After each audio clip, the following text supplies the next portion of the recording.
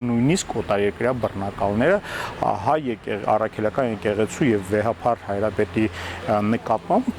որոշակի հարգալից վերաբերմունք ունեին, այո սահմանափակում էին, այո ինչ-որ օրենսդրական ակտեր էին ընդունում, բայց այդ ամենով հանդերձ հարգալից վերաբերմունք չէին խառնում ներեկեղեցական հարցերին։ Հիմա այս պատմության մեջ գիտեք ինչ, երբ որ ունենք պետություն, ունենք սահմանադրություն եւ սահմանադրությամբ հստակ տարանջատված են եկեղեցի պետություն հարաբերությունները եւ խառնվել են ներեկեղեցական, այսինքն վեհապառ հայրապետը նշանակել էր այդ մարդուն որը պաշտոնի, այսինքն եկեղեցական հոգևոր պաշտոնի եւ նա համապատասխան հիմա նույն կարգապահական կարգավորումներ է իրականացնել, այսինքն եւ դա հանել եւ դատական իշխանության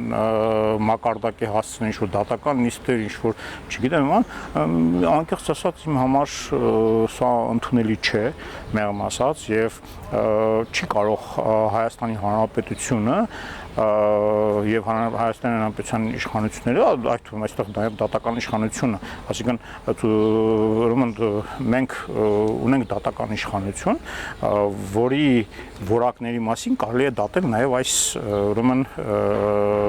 այս դատական, այսպես կոչված այս դատական ֆարսով,